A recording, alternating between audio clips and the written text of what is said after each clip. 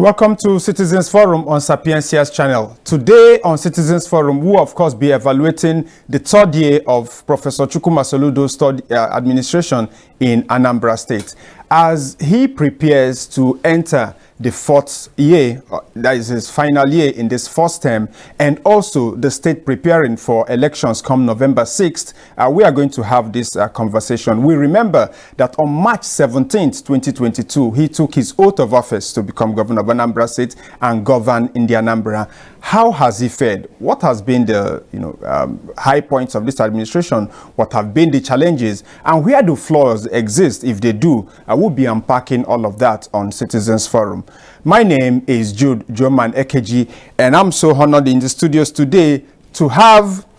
I struggle to, I told you what somebody wrote about you today.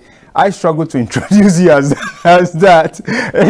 I have in the studios today the special assistant on political matters special advisor on political matters to the governor of Anambra State, Mr. Alex Obiobulu. Doctor, welcome to the program, sir. Thank you, Geoman. In Nigeria these days, if you don't call people by their title, you could go to jail. Surgeons are called Mr. in medicine. All right. Welcome to the program. Thank you. It's my pleasure. So it's been 4 years of Professor Chukwuma Soludo's administration. 3 years. 3 years of his 4-year term. Let's begin by, let's generally assess this administration. Let's begin, of course, with the big one. Security. Can you talk to us about the initiatives, the strategies, the ideas that this administration has put forward to fight insecurity and make the Anambra safe, and how this has translated, in real terms on the ground? Yeah, thank you very much. Of course, security is one of the pillars on which the government leveraged in delivering its manifesto. All right. Security, law, and order. Because without order, there's no law. Without law, it's a chaotic society. All right. And security is a primary mode expected from the government, which is the security of lives and properties. All right. Is the primary role of any government. I would say that in the past 3 years, it's been exhilarating in terms of security, because two of the biggest challenges the government met, Governor Soludo met upon assumption on the 17th of March 2022, was one, insecurity, two, massive decay of road infrastructure in our state. Okay. And of course, the third one you can add quickly is the environment. Not only did we meet huge issues with erosion that threatened the was an existential threat to the state, but also the mountains of refuse, man-made refuse that we encountered upon assumption. So those are three things. For the security, I'll say that we need to remember where we're coming from. One, during the campaign, political parties couldn't do campaign much. There were killings by persons who claimed to be unknown gunmen, who said they were agitating for a separatist state. And at the end of the day, upon assumption, 7 local governments in the whole of Anambra South were under siege by these gunmen. They were kidnapping, they were killing people, and of course Obaru was involved, which was 8 local government. And what Mr. Governor did upon assumption was, first and foremost, to engage the stakeholders. And part of this engagement was a visit to the DSS facility where Nnamdi Kanu was, because most of these persons were claiming that what they were doing was based on the agitation of Nnamdi Kanu. And Nnamdi Kanu was quick to say, I'm not part of this, I don't support this, people cannot be killing their own people.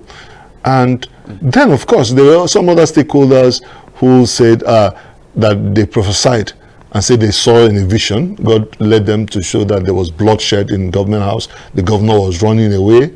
I mean, I'm sure we were quick to forget. And that created the impression... Well, maybe I didn't hear that. That created the impression that it was going to be chaos, that we're not going to be able to manage the insecurity that was continuing to ravage the state. All right. But what Mr. Governor did was to establish a 250 strike force of the AVG at that time, the Anambra Vigilante Group, and in conjunction with armed security personnel, they invaded the forests. After he had granted them amnesty and asked them to come out, they promised them rehabilitation and gave them a timeline that anybody who was found in the forest was a terrorist and would be treated as such. Way back or just Way back, I'm talking about way back. I want to, to guide us. All right, I want to guide us because people get the impression that it's just about now. All right. You know? And then what happened was that these forests were invaded by security agencies and the persons flushed out. That was when things were unraveled. When they went into the forest, they discovered charms. It was a grateful place of bones, skeletons, human parts, vehicles or persons were there in the forest. And then the investigation led to the fact that this thing was just not out of place, that there were people who practiced traditional religion that were involved in procuring these charms and amulets and rest of them that made them believe they were invisible. From then, it's evolved. Next thing we started witnessing was cult-related killings in the urban cities, especially in Oka. Of course, then the state government, through an executive bill, enacted a law on cult activities that outlawed it, made it criminal, set up certain jail terms for those who were involved in such things. Then, suddenly, there was a spike in kidnapping for ransom. You know, and it was related to young people who hitherto claimed and professed that they were Yahoo. So what the government did was, while we're containing these things, and the elected chairman also came on board, and security devolved to them to ensure that their state areas were secured, the government had to also look into how do we address the root cause of this thing. We found out that part of our fourth pillar, which is governance and value system, that the values of our people had eroded. That people no longer said, what job do you do? Is I am this. If you ask what job do you do, he says, I am this, I have this, I have that. He doesn't tell you, he's not able to tell you what job he does. Then people were now misusing the traditional form of worship, which our forefathers had used, and believing that they could get money quickly without work. So that was what led to a comprehensive law on the Homeland Security Bill 2024, which highlights were intended to address the root cause as well as address the current scourge of insecurity. Now, part of it was, we then said, okay, the government said, we'll give you 5 million for any whistleblower that is able to lead us to a kidnapper. 10 million gift was to any area, local government, within the DPO jurisdiction where there's no insecurity, there's no gunshot, no kidnapping for every month. We also looked at forfeiture. Is that for the inner communities alone? No, the whole state. The whole state. Because I'm thinking, if nothing has happened here, I can go claim mine. In fact, the CP is reported to have also said that nothing has happened in the last 1 month. Then the forfeiture clause, that if you're involved in criminal activities or you allowed your place or property to be used, you forfeited it to the state. And also, the issue is know your neighbor, know your tenant. The KYT, who is your tenant? Because people were now giving out, renting out places to persons of questionable character. You didn't know who it came from.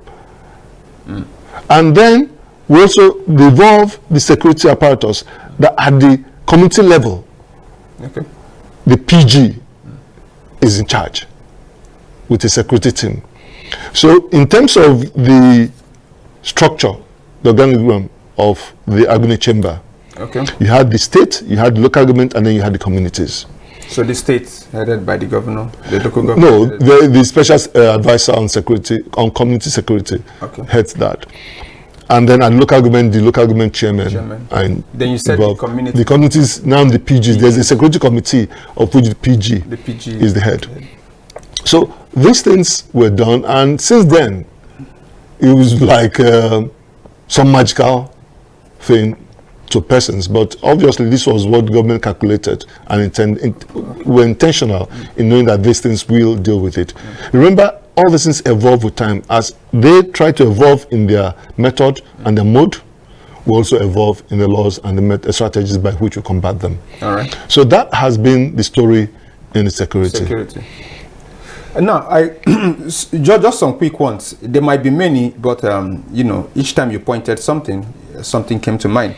The first one is you talked about the agitation. You talk about what this administration inherited. One of them, of course, nobody can deny that.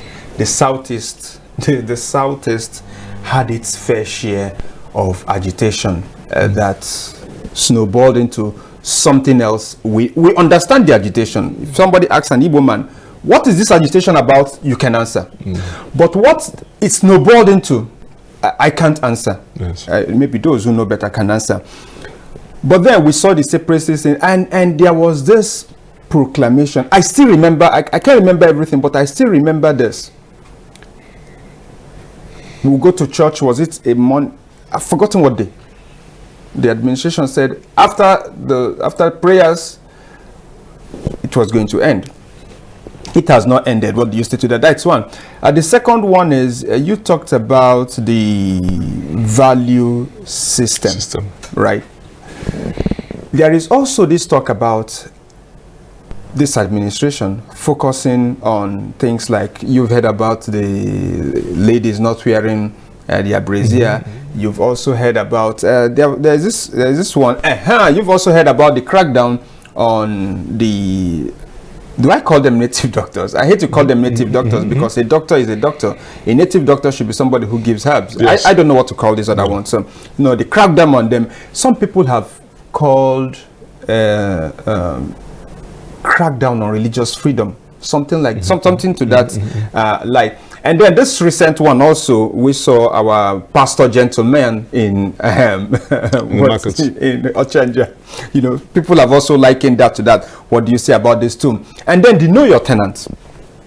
I saw some videos. At least I can remember seeing one of communities and people now look at that and say communities are now taking this onto their hands to winch hunt people who are not from their communities. And so if I'm somebody from Oka, for instance, and I'm living in Umoji, for instance, the people of Umoji would not, I mean, treat me differently from their sons. They know their sons who are this, or I'm from Umoja, and, you know, and things like that. Or I'm not from this state at all. I'm from Ebonyi State, I'm from Imo State, I'm from Enugu State. That this seems to, not the state government now, but these community leaders, these community people have taken it upon themselves and are doing things like, for instance, saying you must go to the local government, you must register. I don't know if they pay for all of those things. What do you say about that? And then finally, what powers when it comes to security? Just like you said, the organogram, you know, the state, the local government, and the communities, wonderful. But what powers were these PGs? I'm particular about the PGs because insecurity is really a community-based thing where the people who really know what's happening are, you know, people who live, who know who is a thief and things. So what powers do these PGs, were these PGs given to deal with insecurity in their communities? How do people also have that trust that if they you know, say something, that if they say something, they won't be winch-hunted? You know, I don't know if this is too much, but... No. I'll try to make sense of what you've said. The first things first, we need to understand that social media is good. Technology is good. Okay. It helps to solve problems and advance more. But you know, just like any drug that cures has side effects, the negativities of social media is that sometimes lies become the truth. And truth is turned to lies. The truth about it is that most often times when laws are made, people give them own personal interpretations to it. Okay. There's no way in the Homeland Security law that addresses how you dress. Okay. For those you talked about, the bra and the pants, I mean, that is someone's own conjecture. Okay. And the state government endeavors to address these things as we pick them. 2, the PGs, the Agune Chamber, within the broader law of Nigeria and the country, every citizen has a power to arrest. But it is the police that has the power to prosecute and then also to investigate. So we have limitations in our investigative powers. And oftentimes when we apprehend, we hand it over to the, most times when we apprehend, we hand over to security agencies. So what the PGs empowered using that Agune Chamber at the community level is to be able to deal with the crime, arrest or apprehend these criminals and hand them over to the law enforcement agents. You know, so that's the power they have. Now, another issue is the traditional, traditional practice. I mean, there is freedom of religion. There's freedom of speech. But we understand also that where your freedom stops is where that person's freedom begins. You are permitted to do anything, whatever you call charm, whatever amulets you did, whatever libations you want to do. Our fathers did them in their houses in those days. They didn't go to the roadside where everybody passed to start doing libations. Libations were done in your home. Religion or religious worship, as was understood in those days, were done in their home. So there is a secular state. There's freedom of worship. You can decide to be a Christian, a Muslim, an atheist, a traditional. But the issue is that all those freedom of worship is still limited to certain areas. For example, you have a body of water, a river, a stream, that people drink from, that people fetch water from daily, that flows from north to the east, or rather north to the south, and goes to the east.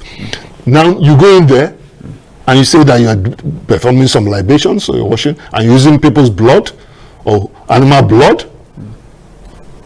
Is that permissible? Under the freedom of worship? Or you go to the road, you leave a calabash with different animal bones and possibly human bones. Or you say you are creating some kind of magic wand for someone, and then you ask him to get a human head, and he goes, how is he going to get a human head without a body? Except to decapitate it. So these are things people must understand, that yes, there's freedom of worship. The government hasn't said that there's no freedom of worship, but you must know your limitations. So it's very easy. I mean, I don't see any confusion in it, except some people try to do politics or make politics out of everything that we're talking about. All right. The know your tenant thing issue, it's again, you think it's being abused by some communities? That's what I'm saying. People will always tend to abuse the law. All right. On the practice that they want to advance the law or implement the law and enforce the law. Now they came with this issue of 1,000 naira to get a form, or 1,005 to get a form, and Mr. Governor was livid. Said that is not what we directed. No one was directed to do that, and he directed that it should be stopped immediately. We want to know the tenants. We don't want to go and what is this for printing? What are you printing? What we're saying is that we will hold you responsible if you rent out your space and the space is used to commit crime. We will hold you responsible if you say you're a traditional healer, and then you give somebody charm, tell him that he can export cocaine abroad, that he won't be caught. Because when you go abroad, most of our young people are in jails because they were given this invisibility that once you cross, they won't see you. So this is part of the social reorientation and value orientation that the government is bent on having, and this is the conversation that keeps going on. All right, now let's look at education and health. I would want the audience to have their time today, and I will plead with my producer to let me know when we spend 25 minutes so the callers can take the rest. You know, I know they already want to talk with you today. Let's look at education and healthcare. What's out there for education? And let me paint education this way. Your time. And I'm not talking about the singular you. I'm talking about the plural you now, who are the helm of affairs in Anambra State. Your time, the man, the farmer, you know, the woman who sells the akara, petty trader. the petty trader. All they needed to do was just have the will for their children to receive decent education, and they did. Right? That's what I mean by education, right? Education for everybody. So daddy just has to be willing. Mommy just has to be willing. Send me off to school, and the school, you know, does the rest, and I become, you know, like Dr. Alex. What's on ground for the Anambra? Let me just from the primary, especially primary and secondary. Let me just remind you. All right. The only part of Nigeria that witnessed free education at all levels was Southwest. All right. Awolowo. Right? Both from the Action Group and then UPN. Now, under the military, it was not free education. And when we came into the Fourth Republic and states started professing free education, it was not free. Because they will tell you PTA has to pay for teachers, that they lack teachers, that PTA has to pay for bags of cement to be able to cover some erosion sites. So when at the time Mr. Governor came in, we needed to create a reformation of the education system to present our people for the 21st century, to produce champions. And two things were in the mind of Mr. Governor. One, the digital transformation that was going on worldwide. So we needed to provide a digital tribe. So he established what he called the Solution Innovation District, whose building is under construction now. And this was an agency or the unit of our government that will create the transformation we're talking about in terms of building the digital tribe. That we wanted Anambra State to be the #1 destination in terms of digital technology. When you say it's going on, you mean it's a center? Yes, it's a center being built now. All right. Where? In Noka, just close to the President Government House. Okay. Now, he also said we need to also give our parents less burden and give them the opportunity to train their children to the highest level. All right. So he said, we must truly enact free education at all levels. Truly was the word. In which case, no child should pay a dime. So in our public schools today, from primary, nursery, primary, secondary, is free education. Not just junior secondary, but senior secondary as well. Free education. Free education. Free education. FREE. And it's there. Now, some people tend to create some confusion. All right. You have public schools that by 2009, were handed back to the mission. To the missions. Yeah. So we call those mission public schools. But the public is the one the state government still runs. Now, the mission schools, mission public, as well as the public, the government pays the salaries of teachers. Most teachers in the mission schools, the government pays their salaries. This happened throughout. Now, when the government came in, they saw that 7,500, after a staff audit, we had shortage of 7,500 teachers. Many, in these many schools. Mission public? Yes, mission public and public. And many schools didn't have maths teacher. has come on as a maths teacher, English teacher, and they were producing graduates. So what the government did was to employ, after a meticulous examination, based on merit, and it was that merit that saw the emergence of persons from over 18 states, about 18 states in Nigeria, who are today recruited as teachers in the system. 8,115 teachers. The first 5,000 teachers that were employed, 80% of them went to mission public schools. All right. So what government does is to subsidize education in the mission public schools through payment of salaries and also occasional grants that are given to them. Does regulation come in any way? Well, besides the support, besides the grants? Yes, of course, the Ministry of Education regulates things, but we don't regulate the school fees. That is a discussion on its own. The engagement. And that is where people mistake it, because they now mistake these mission schools who still charge fees to be the public schools. The free education is directed at the public schools in the state. So that's where I guess some of them will say free, that is not free. But when you mention the school, you see that is a mission public school that they're referring to. Because my thinking is, but maybe we'll have that conversation with the Education Commission of Education someday. Yeah. Now going forward,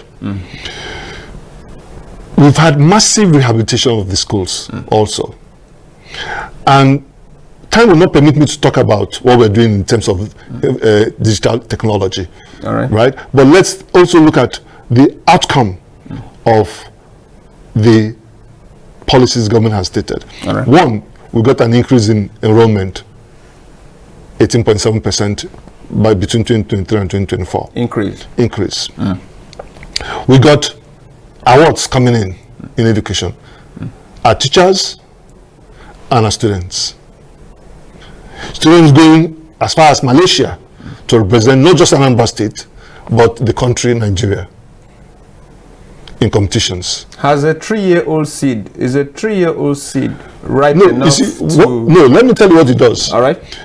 What it does is that it changes the mindset of everyone in the system to realize that the government is focused on this and wants to produce results from it. All right.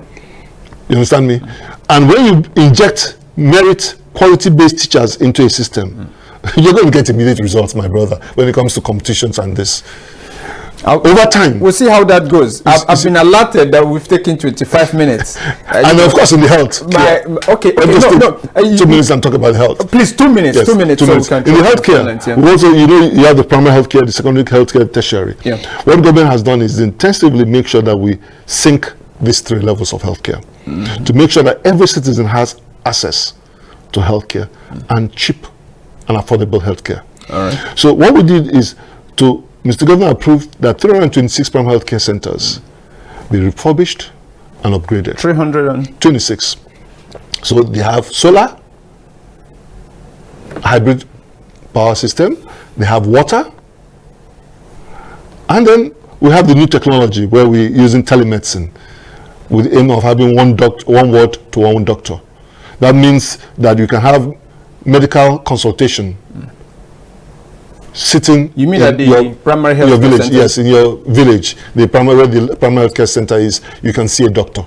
All right. So every ward, 326. So then we looked at the general hospitals. They were headed to places that never had hospitals. And the government constructed 5 brand new general hospitals, all in one zone, Anambra North. Of course, Anambra West, you know, is a hard-to-reach area. Opoko, which was a slum before now, never had any health facilities that were functioning. Now has a brand new general hospital, fully equipped, dental, laboratory, ophthalmological services. Now you also have in Fege. Who will know that Fege, for all these years, decades, never had a hospital? It's one of the 5 new ones? Yes, one of the 5 new ones. Right. Then 17 were rehabilitated and upscaled with laboratory equipment and ward, because most of the beds were bad. There were no facilities. Even a drip stand was being shared maybe with 5 patients. Then, of course, at tertiary healthcare, we have now a trauma center being built at Amako Teaching Hospital, which is Chugo Emeka Odumegu Ojukwu Teaching Hospital. All right. And that has received massive boost. And what trauma will do is that if you look at today, the commonest cause of mortality in Nigeria is RTA, what you call RTA, road traffic accidents. So when you have a trauma center that is able to attend to accident victims, you know what it's going to do in terms of dropping our mortality rate.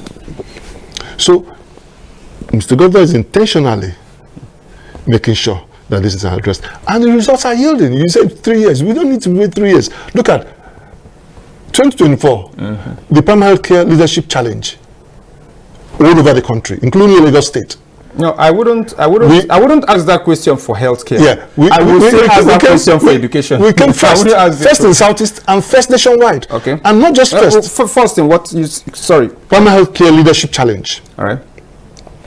First in Southeast and first nationwide. We carted home $1.2 million cash. And I've not seen mine. All right. Of course, I mean, I can tell you more in terms of fiscal prudence. I mean, I know. Budget is number one. Whatever question I'm going to ask you will still be. So I'll just wait for that. Yes. All right. Thank you for still holding on right there. 09039195402. 09039195402. Jude Geoman, AKG, and Dr. Alex Obiobulu. Hello, good morning. Hello, good morning. Yes, welcome to the program. Yes, I'm listening. My name is Odette, Voice of Radio. I'm reaching you from in Delta State. We cover up on a part, news on Southeast in particular. And then, of course, I'm from Delta State, Voice of Radio. Now, we've had highly impressive programs coming up from the Southeast, robust program, yeah? We got the population, the Wall Street population that we're working hard to export to Canada and other parts of the country for cheap labor. I think we're just coming up with this from doing that. How do you intend to sustain these programs you are coming up with? Because we're impressed, we're going to follow you up. By the grace of God, next I'm going to ask you how far have we gone. Thank you very much. All right, thank you. All right. Still Citizens Forum on Sapiencia's channel 09039195402. 09039195440. Of course, we are evaluating Governor Chukwuma Soludo's 3rd year of leadership and talking about it. Your quick response to that? Yeah, sustainability. That's the catchphrase of Mr. Governor. 3 things he always tell you is, we need to do more with less. This is a government with a timeline, so we don't have time. And thirdly, how are we going to make this, whatever we're doing, sustainable? Now, the sustainability is built. Sorry, let's speak this. Hello. Hello. Hello. Yeah, welcome, sir. Yeah, good morning, sir. How are you doing? We're fine, and you? I'm okay. All right. Yeah, my name is Okechukwu, the blind, calling you from Isofia. All right, you're welcome, Mr. Okechukwu. Yeah. Please, I want to ask you a question about healthcare facility and all that. But the people working there are not implementing those things they are mentioning that the governor ordered them to do. Hello? Yeah, go ahead. So they are not implementing any free health care or cheap health care. So around our vicinity here. Can you be specific about where? Hello? Be specific about where exactly. I'm calling you from Isofia, precisely. Okay. Okay, you're saying in Sofia that you're not enjoying free antenatal, free maternal delivery, free cesarean sessions? All I know is that the other one, they delivered the lady free, but all the antenatal care, she pays everything, even the immunization and all that. They pay, even me I pay. So the nurses there, they are not implementing those things. We still pay. All right. Thank you for that feedback. All right.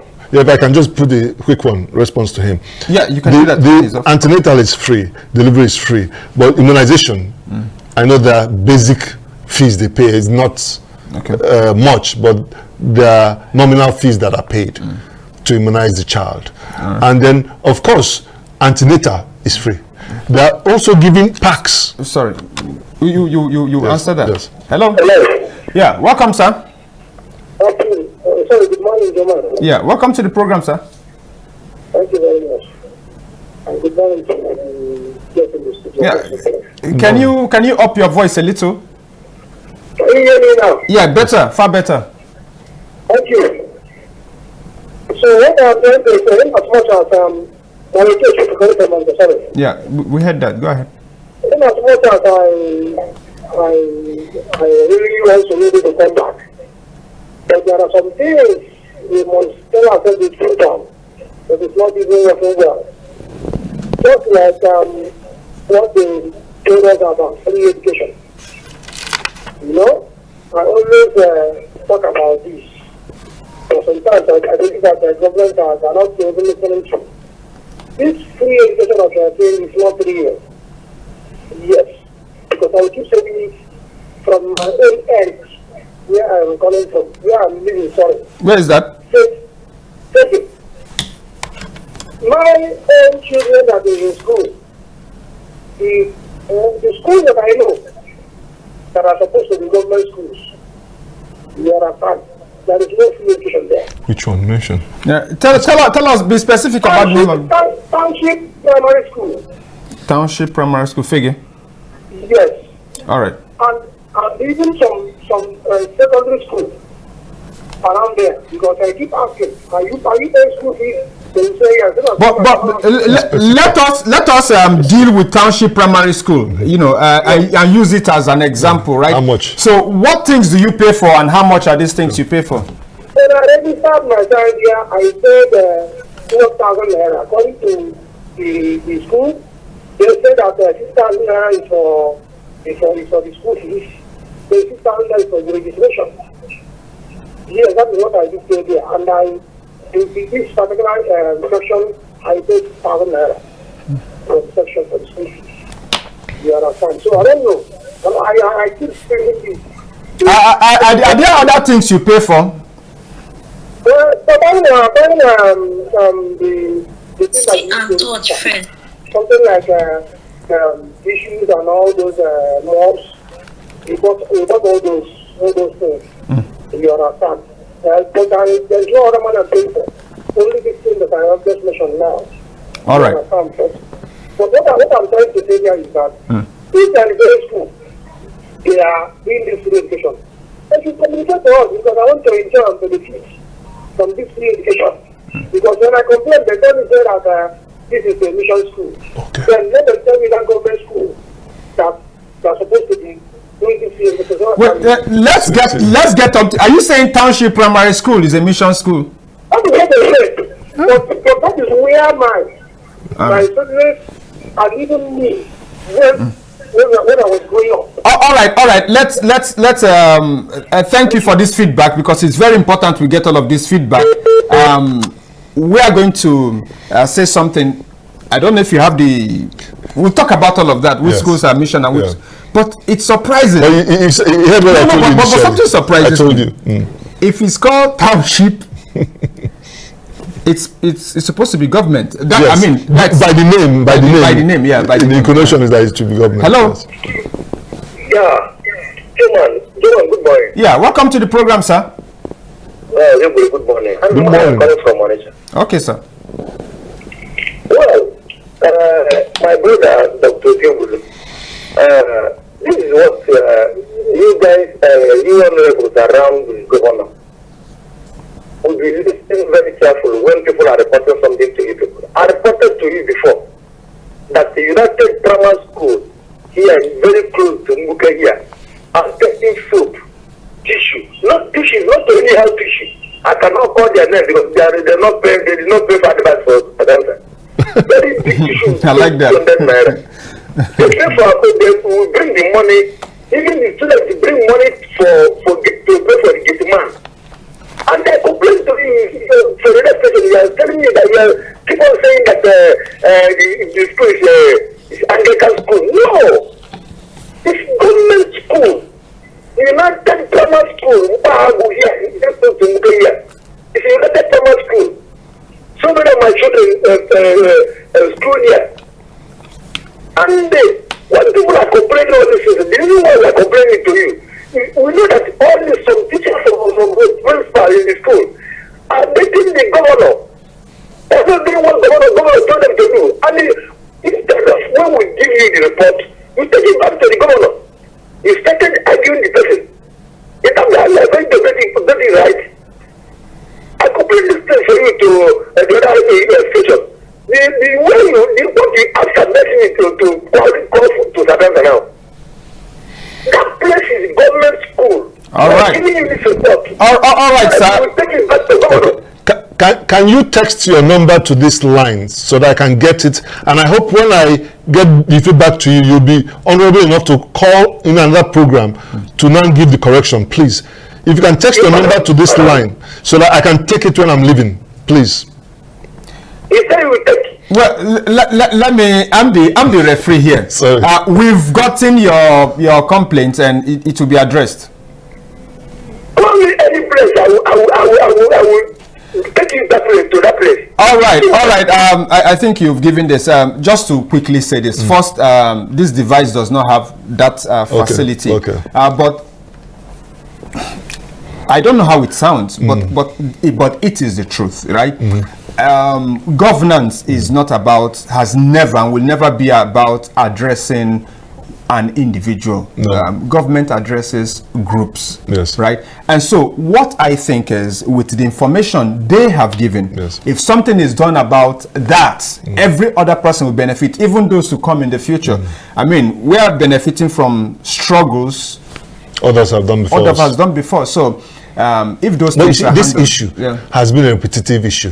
If you remember at the beginning of this program, you said that. I stated that, you know, and I'm happy that the caller before him mentioned this school, Township Primary School, but he went further to say that he inquired, why are you doing this? And they told him this is a mission school. The mission school.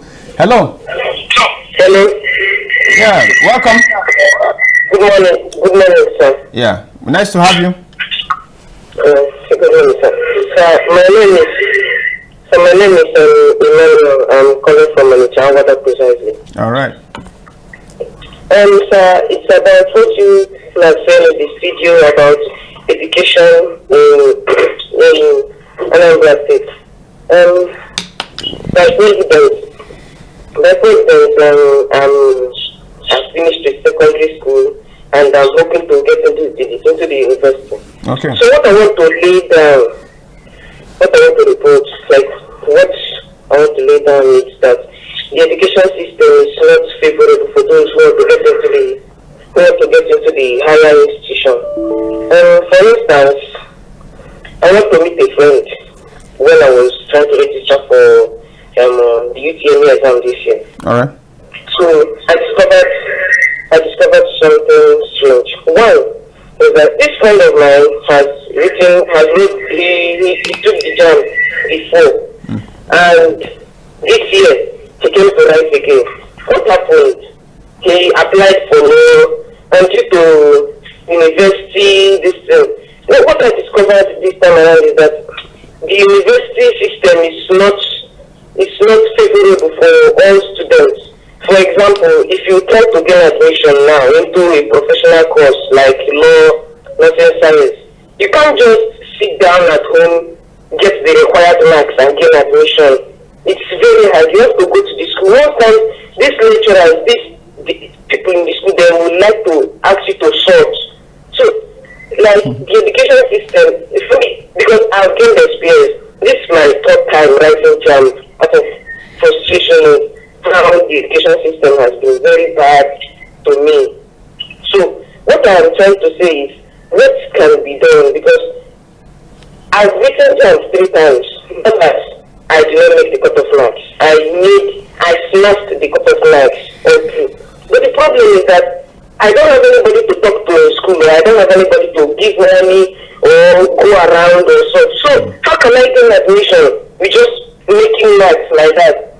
So and it adds pressure to Nigerian students. Please, I'd like you and the other person in the studio to please help on how to resource this kind of things. And where do we go from here as students? Not just in the primary or secondary, but in the tertiary institution. Where do we go from here? How do we cope? Because trying to get admission now is not just about writing jam and making the score, making a cutoff marks. No, you can't just sit at home and wait for admission. So this time around, Nigerian students, let me tell you, sir, Nigerian students are in dire frustration. If you check the statistics now, the number of students that are writing jam absolutely increased. It's increased. Why? There is frustration. Everybody is trying to. Somebody, this my friend that I'm talking to you about now, he wanted to do law in the university. Due to unfavorable conditions in the tertiary institution, this guy applied for accounting. And when he applied for accounting, in one of the biggest higher institutions in the southeast, let me know. Oh. He applied for accounting. All right, can we? The university gave him real estate management. So you see how the Nigerian education system is changing the future. All right, thank you. How do we cope or address these things? All right. Thank you very much. One had to be inhuman to cut her midway, yes. Because she was really venting from the heart, and she represents millions of Nigerians. This is not why you came, but this is a challenge to you. Yeah, it's something for me to advise. It's not JAM didn't start today. Yeah. Even I went through JAM. Yeah. But part of the problem, I'm sorry, I mean, I like to state the truth the way I said. Part of our problem is that there's so much emphasis now on certificates. Right? Which really cannot launch our industrialization we want in this country. People want to be lawyers, engineers, doctors. When she talks about cutoff is minimum cutoff, minimum for consideration. So for law, the minimum may be 200 for arts. But in law, you see somebody, maybe they have out of 10,000 who took that exam, the admission is only for 100. Who took that exam and for that particular university. So they have to go on merit. And of course, Nigeria also brought in what you call, educationally disadvantaged states. But at the ultimate, if one didn't get, the universities these days have done 2 options. You can change your course. You apply and then change your course and your university. Once you know your cutoff mark doesn't merit. 2, you can also accept another course. But let me tell you, the mistake is all about university. That's why I say focus on certificate. There are other places. There's the university, there's the polytechnic, there's the college of education, and then there are the skill acquisition centers. Doctor, I tell people, somebody told me something. A mechanic can be very wealthy. I agree. You know what? 3 things everybody needs to bring to any career you're doing. Hard work. True. Honesty. True. And empathy. True. The 4th one is the grace of God. True. Which is beyond our own control. God chooses to bless who he blesses. So the issue is you've got to work hard. You've got to be honest. So it's not, I know doctors that are not as rich as some mechanics. I agree. I completely agree. So why everybody wants to be a doctor, no lawyer? Doctor, somebody told me something that changed my perspective to so many things. He said, nobody becomes what was not modeled for him or her. He said, no child anywhere in this world has the capacity to aspire to be something nobody modeled. He said some people, it might be an article they read in the magazine that modeled them, but something must be modeled. And he asked me a question. He said, what are we modeling? It's a challenge. It's not a conversation we can have today. I've been told by my producer that we're totally out of time. Yeah, taking back a few things so just we mentioned. Let's just minutes, three of the callers harped on education. All right. Right. I still just want to restate. Okay. Right. They need to find out these schools, are they mission schools?